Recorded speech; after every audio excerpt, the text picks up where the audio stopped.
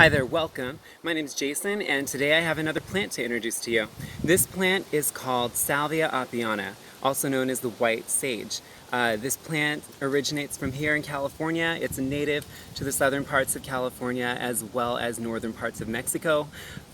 This is a beautiful plant. It has these frosty leaves that are just whorled beautifully. It's this silvery frosty foliage, and it's a beautiful, beautiful plant. This is one of my favorite plants. This plant is an excellent moon garden plant. The frosty foliage reflects the moonlight back up in the air. This plant is deer and gopher resistant.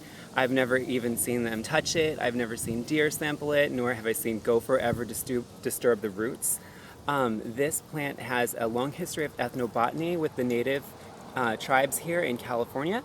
You can use the leaves, you can tie them up and dry them and bundle them up, and you can use them as smudge sticks. You can use like a leaf or two. You can even mix it with mint to make a tea. This plant has been used in ceremonies. This plant it smells amazing. It is used as an essential oil in the aromatherapy industry. This plant just has so many awesome uses. I've dried out the leaves and ground them into a powder to use as like a spice. If you did decide to do that, I do recommend using it very minimally. I'm talking like quarter teaspoon, like very, very minimally. I've used like a leaf or two to flavor like water for like pasta or rice in the same way that you would use bay.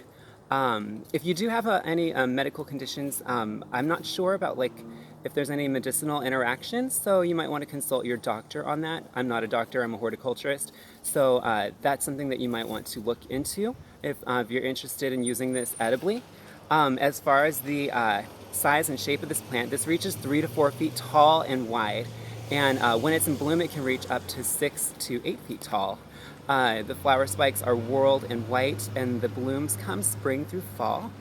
No, the blooms are spring through summer, sorry. Yes, just absolutely beautiful. This plant's loved by hummingbirds, bees, and butterflies. I mean, the list about why it's so awesome just goes on and on and on. So, yeah, I highly recommend this plant. It does want good drainage when it comes to the soil. You want to plant this in either sand or sandy loam soil.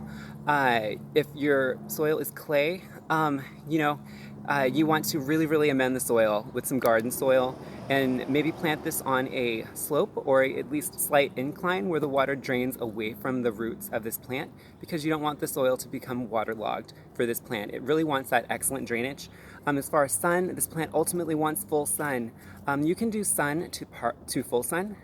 It wants a lot of sun, so keep that in mind. As far as soil pH, a neutral soil pH is just fine for this plant. As far as fertilization goes, you don't really need to fertilize it. If you do, I recommend one that's just more neutral and well balanced, like a 10-10-10 with some like nitrogen in it, because this plant's prized for its foliage mostly, and the flowers are beautiful, but the foliage is what you're going to get year round.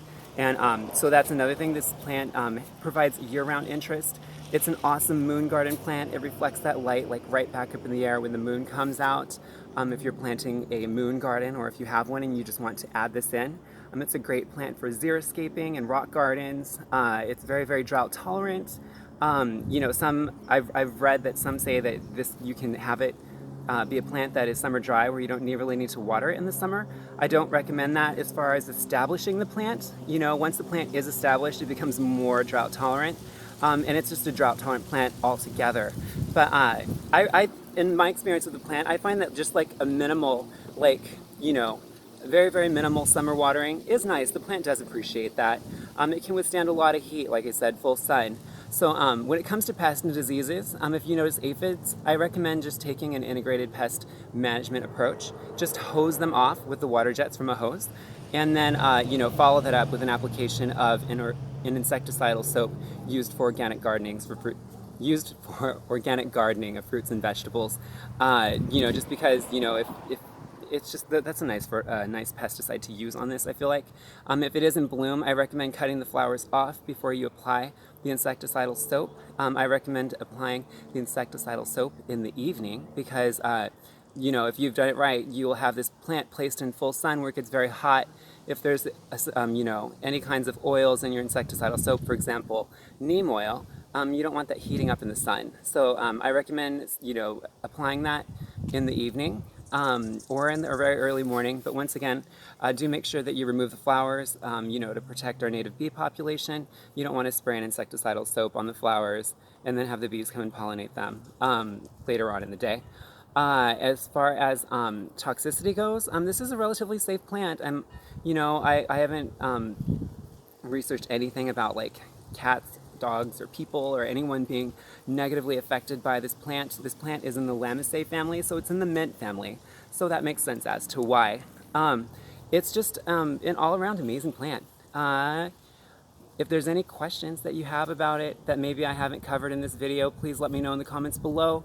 And once again, thanks for hanging out. My name's Jason. Thanks again.